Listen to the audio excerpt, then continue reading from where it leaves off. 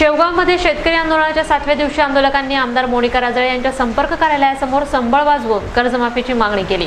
यावेळी आंदोलकांनी राज्य सरकारवर कडाडून टीका करीत लोकप्रतिनिधींनी सरकारवर दबाव वाढवण्याची मागणी केली। शेवगावमध्ये शेतकऱ्यांनी आमदार मोनिका राजळे यांच्या संपर्क कार्यालयासमोर आंदोलन केलं। शेतकऱ्यांनी संबळ वाजवून तसेच आसूड ओढून आपल्या मागण्यांकडे लक्ष वेधलं। शेतकरी आंदोलनाला शेवगावमध्येही 7ही दिवस मोठा प्रतिसाद मिळाला।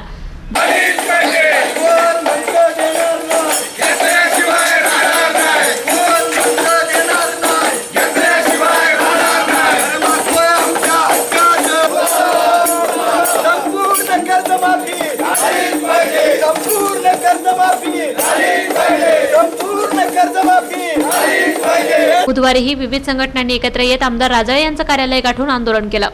आंदोलक वाजत गाजत संपर्क कार्यालयासमोर दाखल झाले।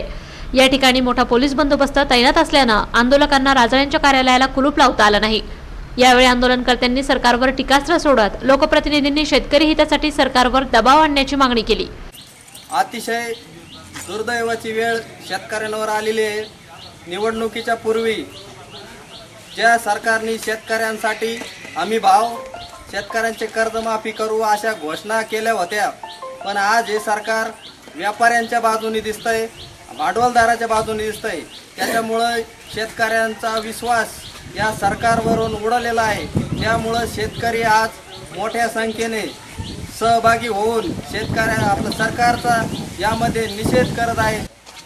सुरू असलेल्या शेतकरी संपाला पाठिंबा म्हणून परवा दिवशी आपण सर्वांनी शेवगाव बंदचं आवाहन केलं होतं। त्याचप्रमाणे काल तहसील कार्यालयाला टाळं ठोकण्याचं आंदोलन आपण या ठिकाणी केलं।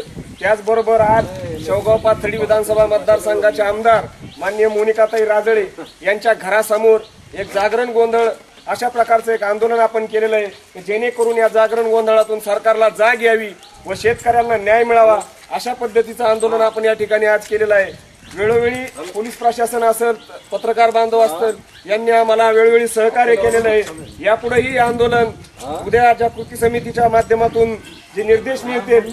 आंदोलनात ॲडव्होकेट सुभाष लांडे, संजय नांगरे, बापू राशीनकर, दत्ता फुंदे, बाळासाहेब फटांगरे, गणेश रांधवणे, सतीश मगर, अविनाश देशमुख, नारायण पुंडे आदी सहभागी झाले होते।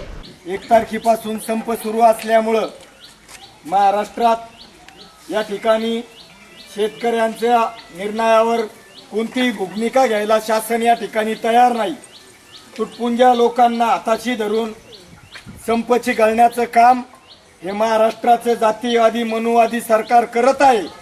त्या सरकारचा या ठिकाणी आम्ही शेतकरी संघटना, अखिल भारतीय किसान सभा, मनसे, स्वाभिमानी शेतकरी संघटना, भारतीय कम्युनिस्ट पक्ष, ऑल इंडिया स्टुडंट फेडरेशन, त्याचबरोबर इतर सर्व संघटनाच्या वतीने या गेंड्याच्या कातडीच्या सरकारचा या ठिकाणी निषेध करत आहोत। शासकीय कार्यालयाला टाळे ठोको आंदोलन महाराष्ट्रभर संपूर्ण वेगवेगळ्या ठिकाणी वेगवेगळ्या जिल्ह्यामधले आपण रिपोर्ट बघितले, ते जबरदस्त टाळे ठोको आंदोलन झालेलं आहे। आणि आजचा दिवस हा सर्व लोकप्रतिनिधी, आमदार, खासदार यांच्या घरावर जाऊन त्यांच्या घरांना टाळं ठोकणे, त्यांच्या घरावर निदर्शनं करणं अशा प्रकारचं आंदोलन आजचं आपल्या समितीने पुकारलेलं होतं। हे आंदोलन आपण आज या ठिकाणी सर्व आमच्या शेतकरी बांधवांनी अत्यंत शांततेने हे आंदोलन आपण आज या ठिकाणी केलेलं आहे। परंतु अद्यापही महाराष्ट्राचं जे देवेंद्र फडणवीस सरकार आहे, अजूनही शेतकऱ्यांच्या कर्जमाफी संपूर्ण कर्जमाफी 7/12 कोरा करा ही जी मागणी आहे आणि स्वामीनाथन आयोगाच्या शिफारशी लागू करा या मागणीसंबंधी अजूनही चालढकल करत आहे।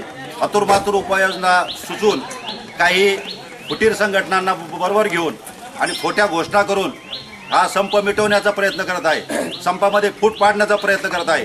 परंतु शासनाला आपण आज या ठिकाणी दाखवून दिलेला आहे की हा शेतकरी जो आहे संपूर्ण शेतकऱ्यांची एकजूट या ठिकाणी अभेद्य आहे। प्रतिनिधी संदीप दहाड्यासह कॅमेरामन अलीम शेख, महानगर न्यूज ब्युरो, शेवगाव।